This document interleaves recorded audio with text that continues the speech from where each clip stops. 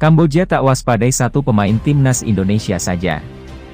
Pelatih Kamboja, Hirose menyatakan berusaha untuk memperbaiki rekor pertemuan melawan timnas Indonesia.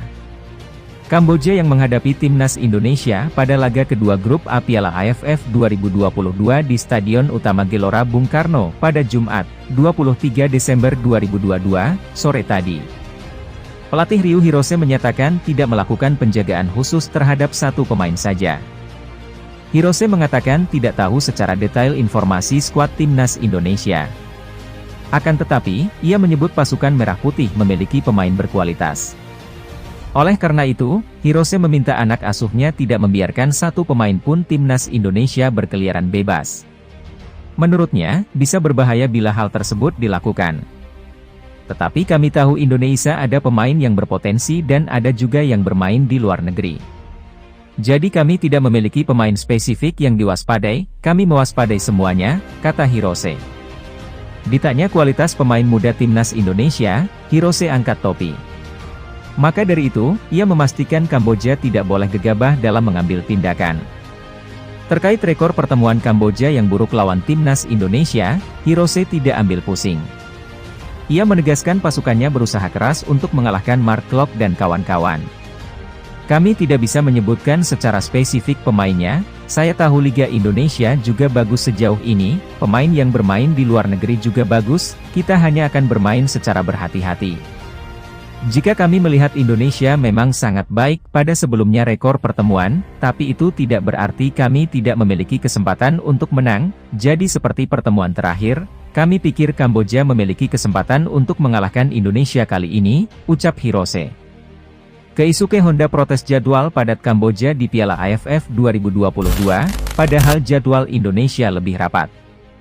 Keisuke Honda sedang kesal kepada pihak ASEAN Football Federation atau AFF dan panitia Piala AFF 2022. Pasalnya, General Manager Timnas Kamboja ini merasa timnya mendapat perlakuan tidak adil di turnamen sepak bola zona Asia Tenggara ini, yakni jadwal yang sangat padat sehingga tim tidak punya waktu berlatih. Jadwal Piala AFF ini sungguh tak bisa diterima, kata Keisuke Honda.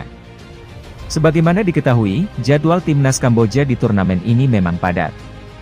Pada 20 Desember 2022 pukul 17 waktu Kamboja mereka bertanding melawan Filipina di Phnom Penh, Kamboja. Kemudian keesokan harinya, 21 Desember 2022, terbang ke Jakarta, Indonesia. Pada hari itu pasukan Angkor, julukan timnas Kamboja, tidak latihan. Masalahnya bukan itu saja, sebab, menurut Koh-Santepe Daily, timnas Kamboja baru mendarat di Jakarta pada pukul 22.45 pada hari Rabu kemarin. Rupanya penerbangan mereka mengalami penundaan sampai 3 kali, sehingga mereka tiba malam hari. Tim baru sampai ke hotel menjelang tengah malam karena proses di bandara dan perjalanan ke hotel makan waktu 1 jam. Sebenarnya Indonesia juga menghadapi jadwal padat, bertanding setiap 3 hari sekali seperti Kamboja. Hanya saja skuad Garuda baru mulai bertanding hari ini, sehingga memang kelihatan lebih longgar dibandingkan Kamboja. Padahal jadwal Indonesia lebih ketat karena harus bertanding tanggal 23, 26, 29 Desember 2022, serta 2 Januari 2023. Sementara Kamboja memiliki istirahat 6 hari antara laga lawan Indonesia dengan laga kontra Brunei Darussalam. Timnas Indonesia dan Shin Tae-yong mulai mendapat perhatian, media Korea Selatan mulai melirik. Piala AFF 2022, Indonesia versus Kamboja menjadi laga yang dihadiri Presiden Joko Widodo di Stadion Utama Gelora Bung Karno. Pesta sepak bola Asia Tenggara ini, tentunya menjadi keseruan bagi masyarakat di kawasan ASEAN ini, bahkan gelaran sepak bola ini akan disiarkan langsung tak hanya tim di Asia Tenggara kecuali Thailand tapi juga Korea Selatan. Usai Piala Dunia 2022 berakhir, tentu ini menjadi atmosfer bagi pecinta sepak bola di kawasan Asia Tenggara. Korea Selatan, jadi negara yang kini kerap mengikuti perhelatan Piala AFF. Bahkan, media Korea Selatan pun turut meliput kegiatan Shin Tae-yong dan Timnas Indonesia. Apalagi gelaran Piala AFF kali ini jadi ajang unjuk gigi pula bagi pelatih asal negeri ginseng tersebut.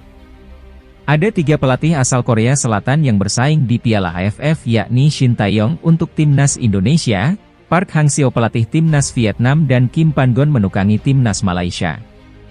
Piala AFF ini memang bisa disebut Piala Dunia ASEAN ya atau Asia Tenggara. Sebegitu populernya, memang. Sebelumnya, tidak begitu diketahui ya di Korea Selatan, tetapi dengan adanya 3 pelatih Korea, jadi media-media Korea pun memperhatikan ini, dan memang banyak mencari juga perhatian tentang Piala AFF ini, kata Shin Tae-yong.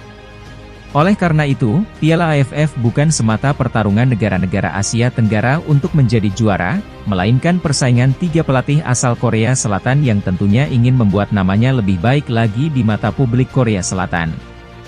Untuk itu, Shin Tae-yong sangat berharap skuad Garuda bisa mematahkan predikat spesialis runner-up dan meraih juara Piala AFF di tahun ini. Menurut saya, ketiga pelatih ini memang harus menunjukkan yang terbaik agar Piala AFF ini semakin lebih banyak yang tahu, dan saya juga akan menjadi pelatih yang sangat bekerja keras untuk ini dan akan berusaha lebih agar menunjukkan sepak bola Indonesia maju jauh lebih baik daripada sebelumnya, kata Shin Tae-yong.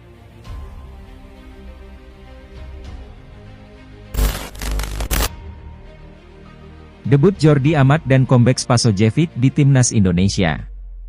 Jordi Amat telah resmi berkewarganegaraan Indonesia. Proses naturalisasinya telah rampung dan siap diturunkan pada Piala AFF 2022. Pada ajang kali ini, pelatih Timnas Indonesia Shin Tae-yong tak hanya memanggil Jordi Amat ke dalam skuad. Pria berkebangsaan Korea Selatan itu juga memanggil Ilija Spasojevic ke dalam skuad Garuda. Debut Jordi Amat bersama Timnas Indonesia pun patut dinanti. Ia punya segudang pengalaman lantaran pernah merumput di berbagai liga-liga top Eropa. Begitu juga Spaso yang kembali menjadi penyerang mematikan bersama Bali United di Liga 1.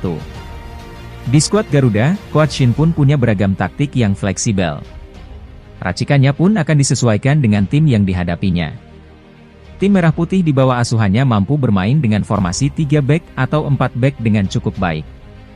Indonesia tampaknya bakal bermain dengan 3 back saat menghadapi Kamboja dalam formasi 3-4-3. Menilik formasi ini lebih sering dipakai Shin dalam beberapa laga terakhir. Mudah-mudahan Timnas Indonesia bisa lebih baik lagi ke depannya, amin. Terima kasih yang sudah menonton, sampai jumpa di video selanjutnya.